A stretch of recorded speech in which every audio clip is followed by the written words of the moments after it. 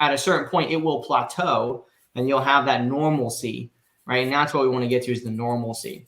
But we got to have a certain type of data set that we want to focus on to where we can keep that consistency and that normalcy in the data set itself, not, choosing this one or that one or like bouncing around between data sets, but one form of data set to be consistent with so we can get a normalcy and understand what normal is for me, right? And then once I do that, I'll look at my KPIs, I'll continue to track my KPIs. And if I start getting a variance where like all of a sudden one of my KPIs changes by like 2%, that raises a red flag that I can stop and then figure out what's going on and then and fix it. All right, what's going on? Welcome to the Real Estate Dojo, the podcast that is a consulting. Oh, I am going to need that charger, Mason.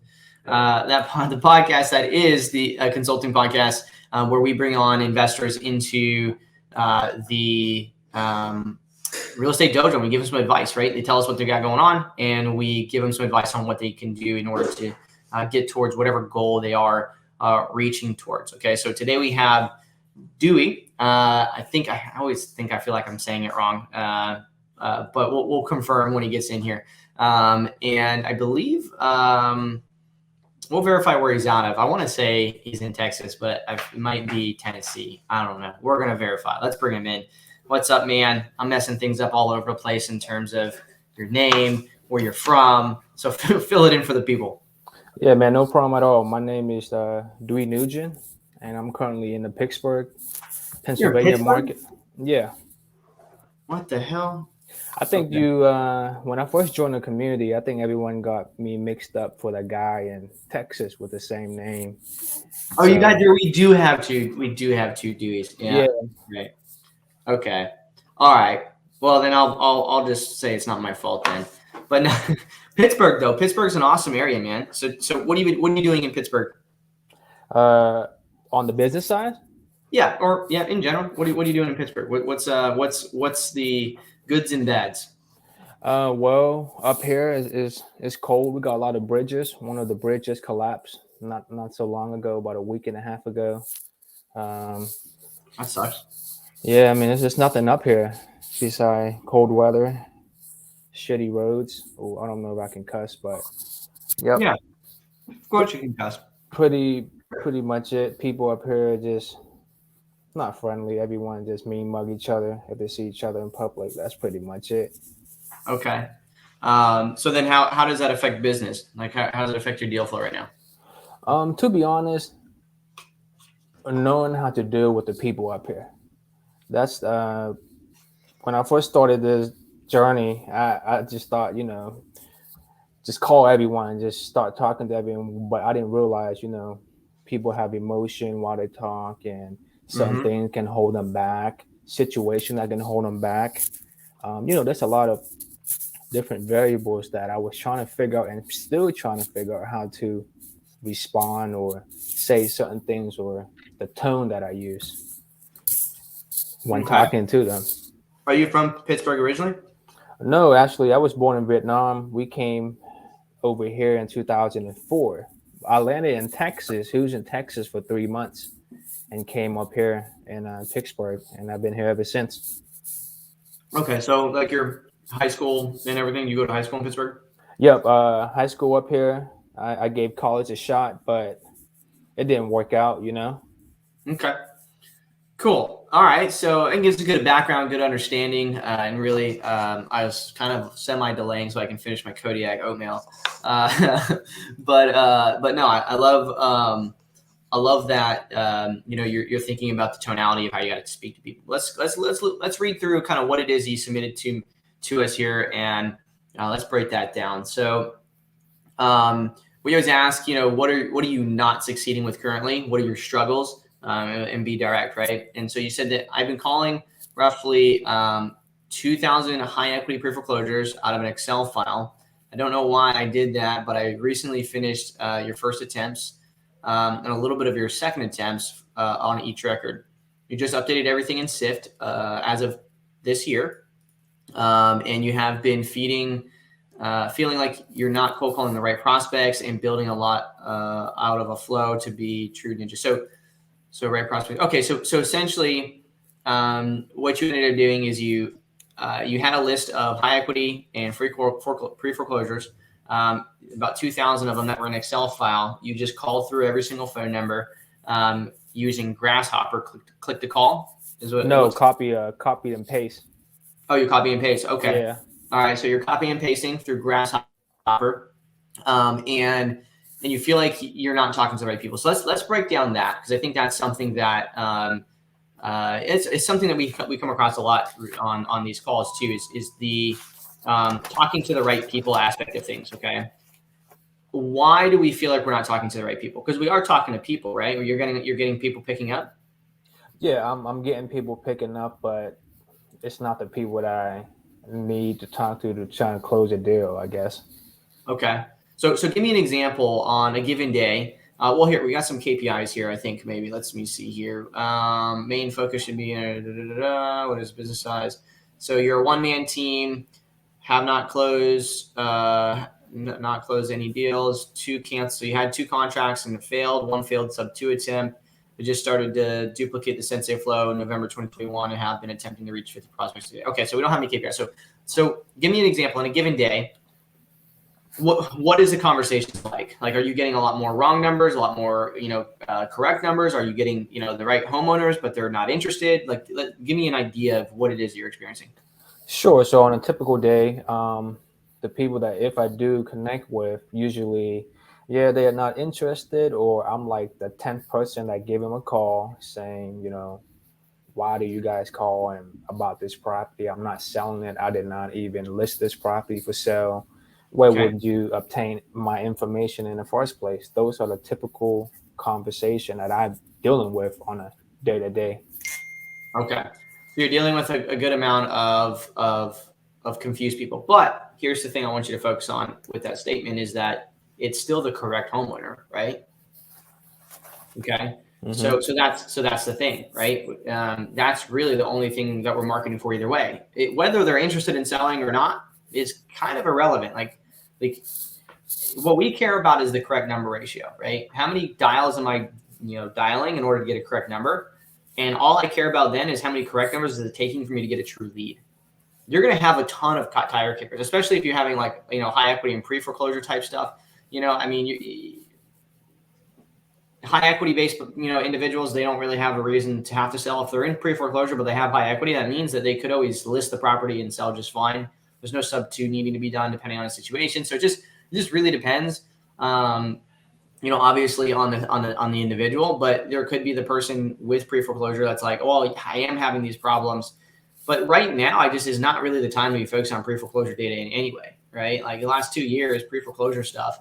There's going to be a time where there's going to be a flood of opportunity in pre-foreclosures, but for me, I've never really focused on pre-foreclosures because they can sit on their properties typically for a long time before they even need to leave the property, right? So the only time I've dealt with pre-foreclosure properties is when there's actually some other vexation, like a death in the family, tax delinquency, or something else, some sort of urgency-based, list, or something that there's a problem that I know how to solve a little bit more, and it just so happened to also be pre-foreclosure because that problem is what made it pre-foreclosure, right? So what I find is really, helpful is when you're marketing a pre-foreclosure is really just like an added thing. What is causing the pre-foreclosure to happen, right? We want to understand what is the problem that's actually creating the ability for this person not to be able to, pay their mortgage. Because then we can kind of narrow down and see, is it they just don't want to pay their mortgage? Because if that's the case, they probably don't want to sell either, right? But is it because they lost their job and, a spouse passed away, or because of one way or another and they like their home, but they can't afford it? Like, you got to think of what is the emotional type of, being that we're going to speak to based off of the problem that they're being presented. But in either case, whether it's just high equity or it's for foreclosure, or no matter what the type of data is, underlying thing is 2,000 records, right? What we need to be able to know is out of those 2,000, how many of them did we reach the correct number of, and how many became leads in general.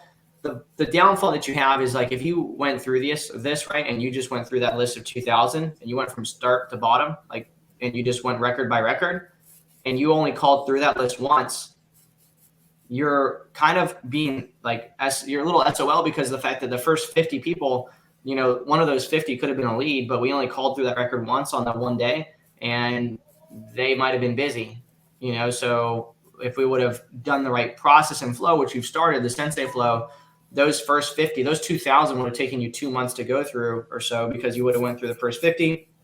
You would have called through, you know, the first 50 in the first 3 days. You would have hit those same 50 people 3 times on the numbers that they're not answering, and so they might have picked up. You also would have sent the text message. You also would have then sent them a direct mail piece after the fact, and so there would have been a process behind that. So one of the downfalls that we have right now is we don't really have.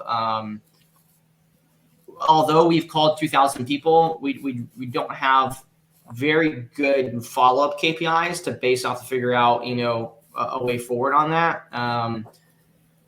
So what I would do, man, if I was you in this scenario, okay, you have 2 contracts. So you've gotten a hold of people that do want to sell their house, right? So that's a good thing, but they fell through. So that's a bad thing.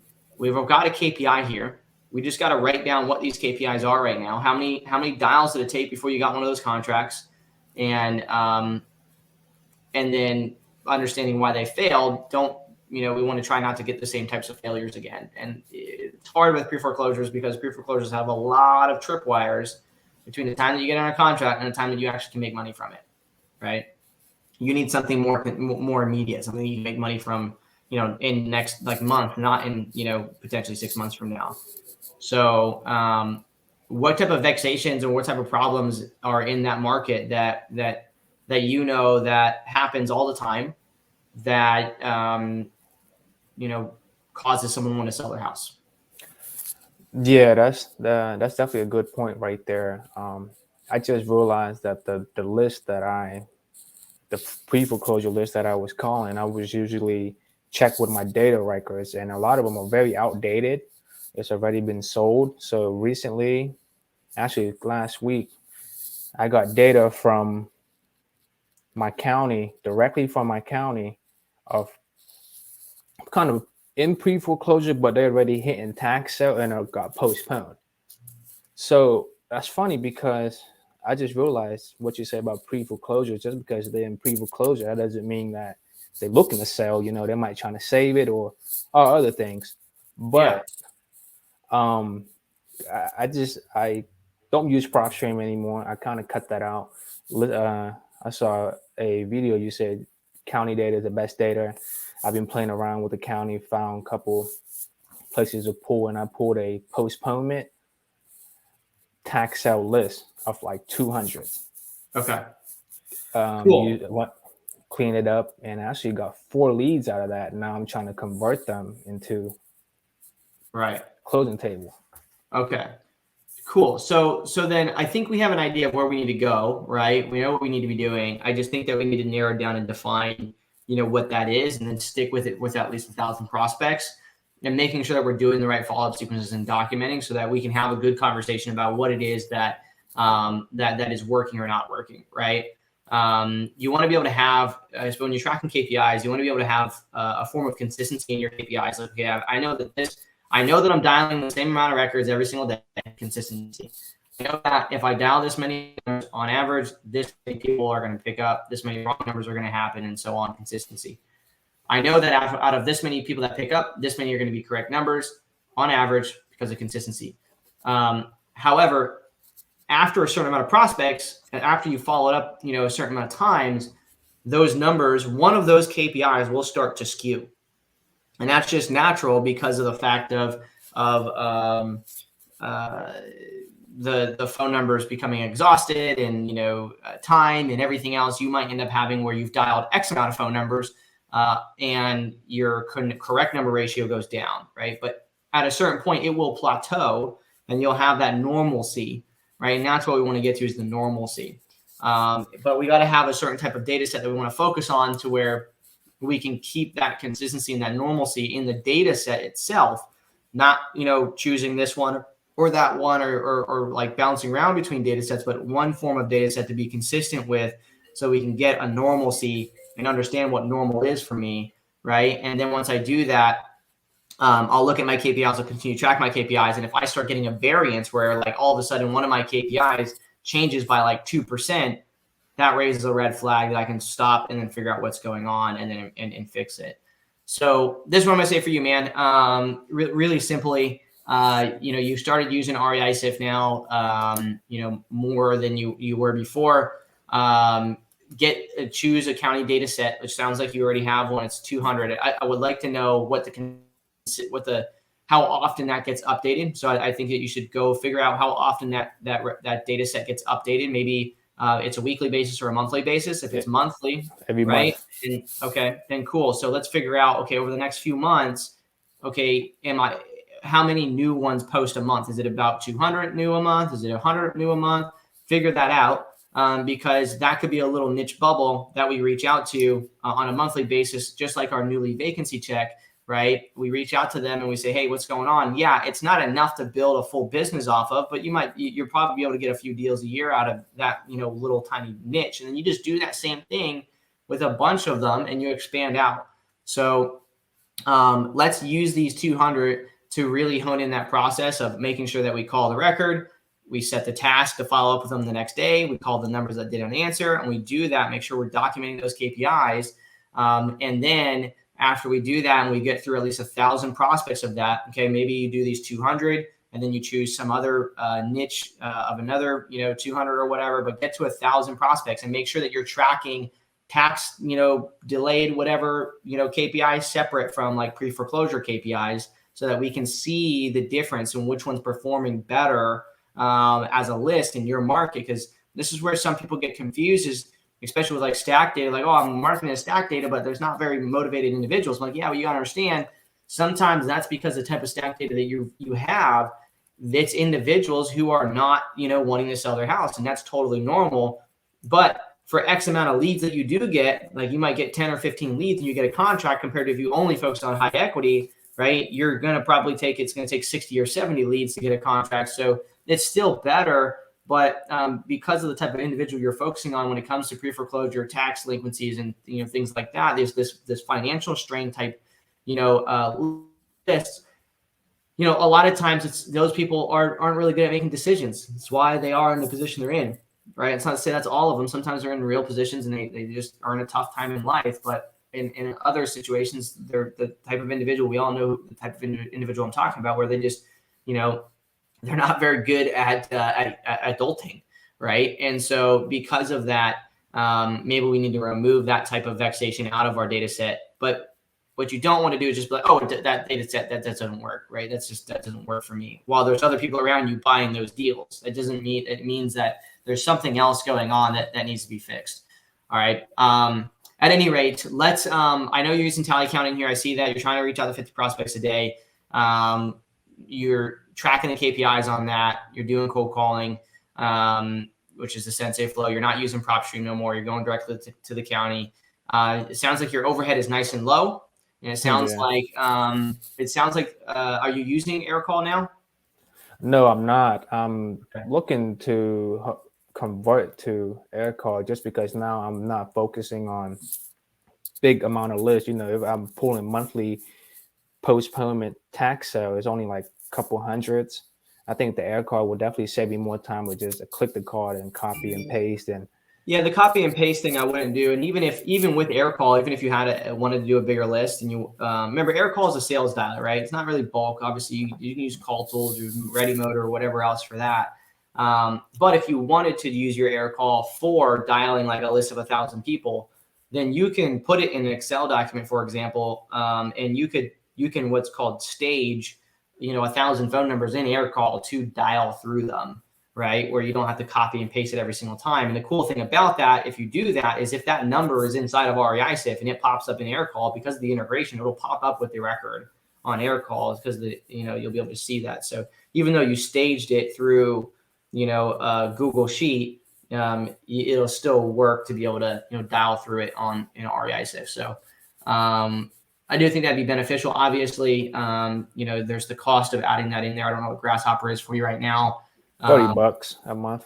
Yeah, so you're going to go up in cost there by about it's about $120 a month, I think, for AirCall for the 3 seats, and there's only one of you. However, what I challenge you to do is figure out, okay, well, how can I end up, over the next 90 days or so, how can I get to where, I close a couple deals and I have an extra seat to hire somebody to start doing some marketing for me. Right. So, so looking at the growth aspect there. So, okay, cool. Well, I think that's pretty much it. I mean, you already know what needs to be done. You're already doing what needs to be done. I think really all I'm doing here right now is just validating what you already know. Like you've got the 200, you already started the Sensei flow. Continue to do that. Get at least 1,000 prospects if KPI is done. The only things that I'll reiterate is just making sure that you're tracking those 2 different types of data sets on separate KPIs so that we can know which one is performing better. And make sure that you're looking at the percentages of how many dials to correct number, how many dials to not interested, how many dials to lead, right? And watch that percentage on those conversions so that in a month from now, you can see, did I go up or down a percentage? Like, are my KPIs improving or are they getting farther apart? And if they're getting farther apart, okay, well, is it because it's normalizing, it's leveling out and becoming true KPI? Because it takes about 90 days of consistent marketing and a strategy in order to get like a solid averaged out KPI. We got to get to that point, and you were there, but you weren't really doing your calling in such a way where I think that you're really building a very good KPI because there was no follow-up, really too much follow-up through. It was really just dialing through that full list and then, not too much after that. But I think you'll have that here over the next 30 days. I think you'll end up having a good solid KPI to bounce off of and then go from there, man. I would switch off of high equity and pre-foreclosure, though. I think it's like a really hard list to deal with. You need money now, not tomorrow, or not, in 90 days from now. So probates, even though probates that have already been filed, right? So not pre-probate, but people who have already made the decision that they're going to be filing probate. That's a good type of list to focus on because that they're already decision makers, right? Pre-probate's a little bit harder because with pre-probate, you got to convince them that they should file probate, and then, they got to be like, I got to get my sister and brother and daughter and everybody on board. Compared to probate, they've already, been onboarded. They've already got everybody on par. And now it's just in the motions of finishing probate. So probate's a good one. Tax delinquency type situations are good stuff. But, I would make sure that you're trying to focus on, if it's tax related stuff, like focus on like owner occupant type stuff, even though, it sounds like it would be harder to deal with. It's actually, in my experience, easier to deal with owner occupants than absentee owners because the owner occupants actually have a problem that needs to be, taken care of. And that's that if they don't, have something done, they're going to lose their home over their head. Right. And so, there's a lot that you can help out with. Like, I can help you find a place. I can buy this place from you. You can get into another place with a good down payment, have at least a few years to pay the rent on it, whatever. Right. It's just easier than being like, oh, well, the guy, I got like 15 properties. That one's going to tax auction. I don't really care about it. You got to make me a really good offer. And so it's kind of hit or miss depending on the vexation, obviously, in the individual. But I found most of, my revenue from my real estate company side comes from owner occupied tax delinquency that has like other vexations involved, like a prior probate situation, or honestly, one of my biggest ones has been situations where a husband passed away. So there was a probate in the years past, probate finished, and then the spouse could not continue to afford the property. And so they go to tax auction, and then I help the spouse, I buy the house from the spouse, and then they end up going and rent a place where they can actually just pay rent and not have to maintain. So the property goes downhill because, typically the man is typically who's taking care of the, the exterior of the property and everything else. And now that he's no longer around, property goes downhill. She can't afford it, yada, yada, yada, yada. And so that's like, I would say that's probably 75% of the type of deals that I deal with is that like exact situation. So cool, man. Any questions for me? Anything I can help you out with directly? No, I think you pretty hit it right. You hit it on the spot right there. So I'm definitely going to zone in on my county data more, just figuring out what's the main tier 1. And I think I've been focused on tier 2, tier 3 too much, spending a lot of time on that side. I need to just focus on like people with the highest, like you said, vexation, like now. Yeah, and it obviously like just be quick to get through the people too, like because if you spend too much time trying to get a hold of somebody, that delays you. Because I do believe there's a balance to make sure you're focusing on tier 2 data. I just I think right now with you, it might even be a good idea to say, okay, cool, for half the day I'm going to focus on these this tier 1 top data, but then for the other half of the day I'm just going to try to blast out opportunities. So I'm going to dial through 2,500 numbers of high equity, straight up high equity, right? That's an okay thing to do too, like spread, like balance it out in a sense. But initially I would say, just zero in your focus on getting consistent in, a form of marketing that we know is going to drive leads. And we got to get to the point where we understand how many leads it takes of that vexation to get a contract. Typically anytime you're doing the niche marketing, like Sensei Flow stuff, it's typically between a 10 to 15 to 1 ratio. For every 10 to 15 leads, you get 1 contract. But, when you're dealing with certain problems like foreclosure, the chance of a foreclosure deal going to close is a lot less likely than, somebody who just has a vacant property sitting, right? It's more likely that property is going to go to closing than a pre-foreclosure, because there's anytime that you have resistance, right? Involved, siblings involved, anytime that's a situation, you add on these different reasons on what could stop something from closing. And so we want to kind of remove those potential barriers, those resistances, and focus on data that we know we can have a solution for, and there's not going to be resistances in the transactions phase of it. So awesome, dude. I really appreciate you hopping on. Appreciate you being vulnerable. Appreciate you sharing. Hopefully it was at least a little bit helpful in getting you to the next thing. We'll get you on here in the next 90 days or so and see what's new. Okay, so we'll get an update. Okay. All right, man. Thanks for having me on here. I appreciate it, brother. Thanks.